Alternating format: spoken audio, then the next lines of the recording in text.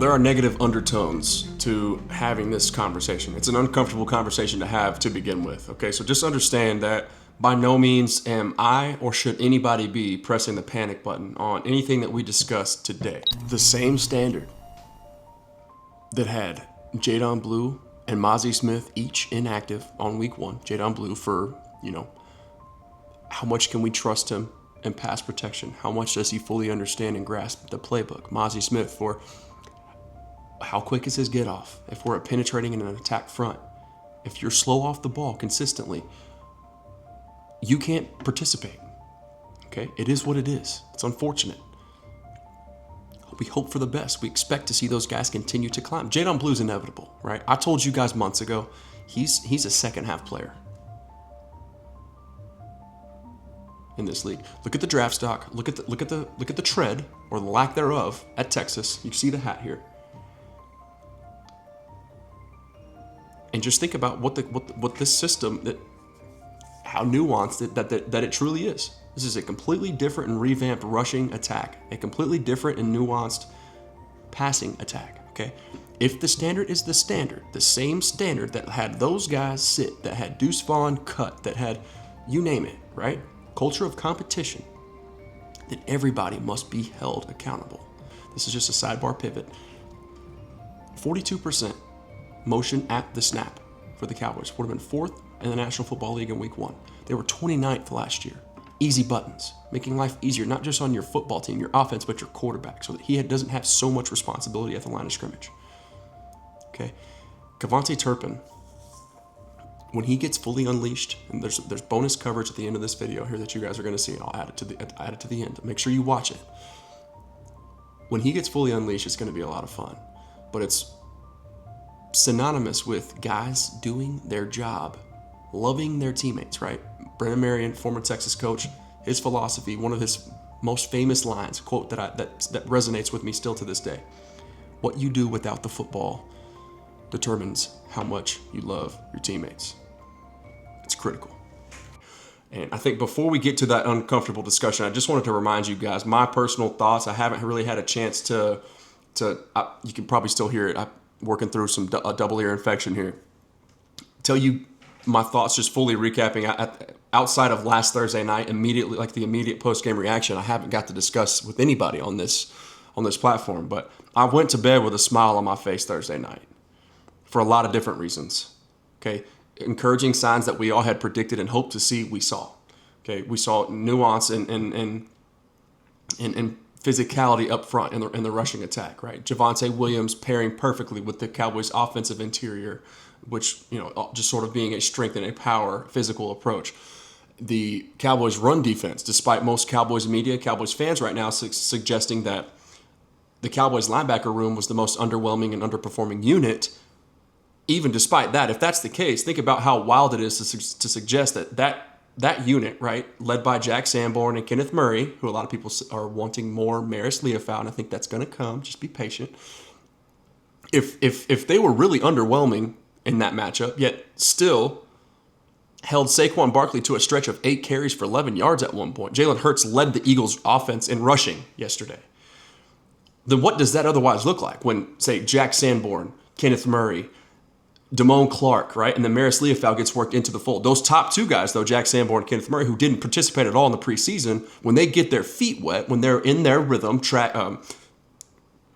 processing, triggering, and just getting downhill physically against also, so that, like them getting into the rhythm of themselves, but then also not playing against the league's most prolific rushing attack. What does this run defense look like then?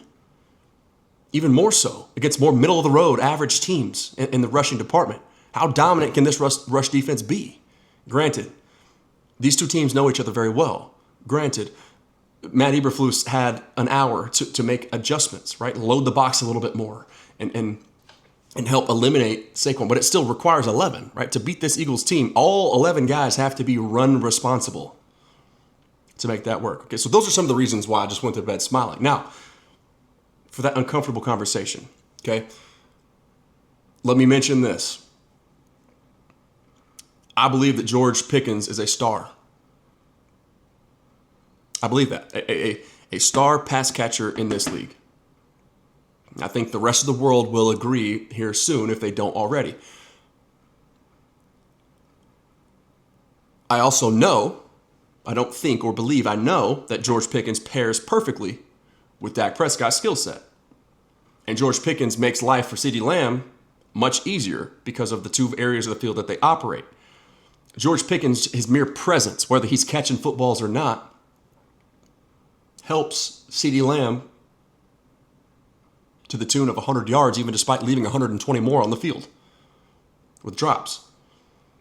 Okay, if the number one reason that people can point to why you lost that football game is because your $35 million receiver had key drops, left 120 yards on the field with balls that were just in a bucket, then you ought to be feeling pretty good, especially against a team like that.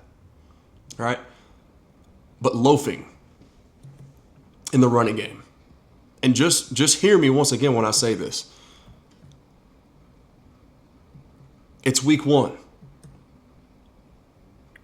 I believe that we will see this addressed. I imagine, I'd be willing to bet that Schotty has already addressed it.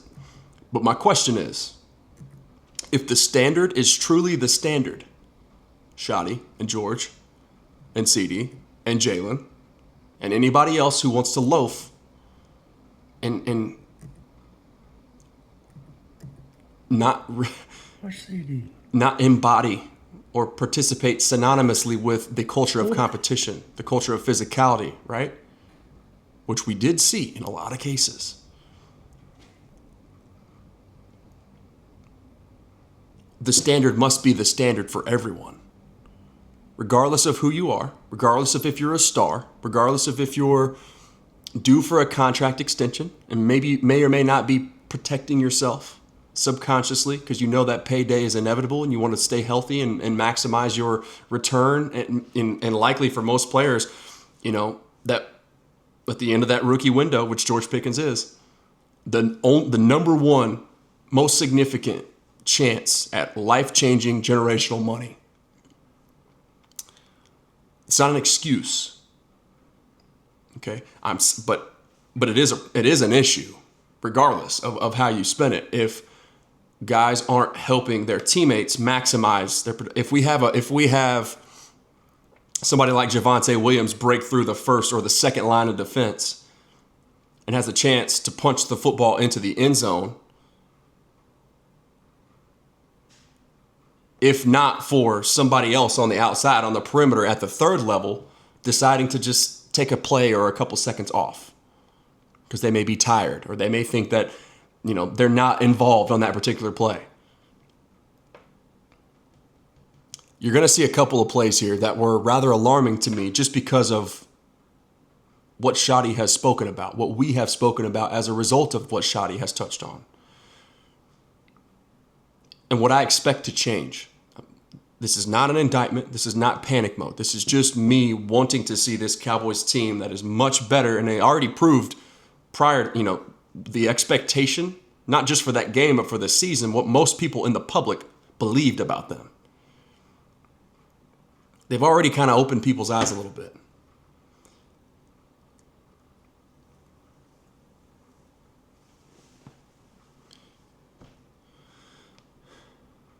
I expect it to change. I'm not singling anybody out. And it's not just George.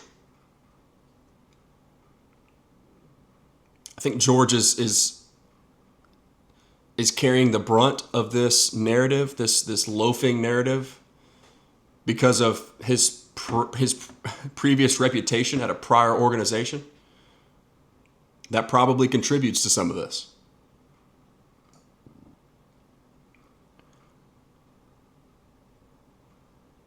But I believe that Schotty will address this. And I know that for the Cowboys to get to where they want to be, where Cowboys fans want to see them get to, things like the little things, they're not dominant enough yet. They're not good enough yet. They haven't earned the right to take plays off at any position, in any circumstance. Right? It takes 11. It takes all 22.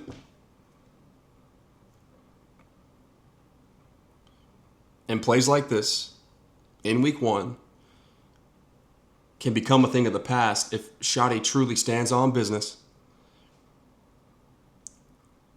and operates under the mindset of the standard being the standard and the culture of competition and physicality. Those are the 2 foundational pillars of who he is, outside of just football being a relationship business and truly getting to know the person behind the player, right? But those 2 things are what this organization has been missing. Okay, and plays like this cannot continue to happen.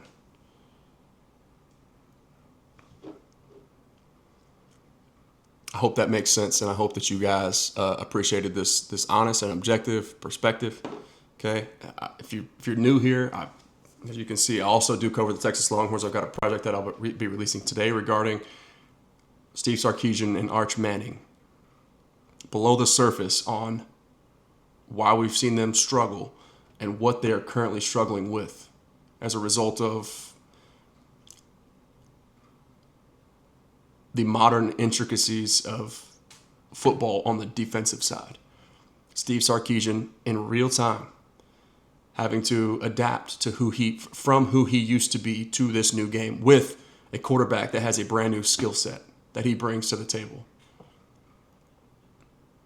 All right, I think you guys will really appreciate that. If you're interested in checking that out, please do so. It'll be released later today. But thank you for your time. Thank you for liking this video. And assuming that you're already subscribed, I'll see y'all on the next one. Remember that prayer changes things and the war is already won.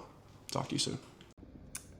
I expect KaVontae Turpin's usage to continue to increase.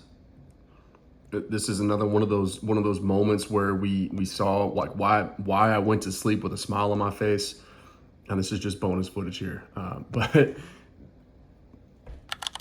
at snap motion, man, 42% in this game, good for 4th in the National Football League. Would have been 29th last year that the Cowboys were at their at snap percentage.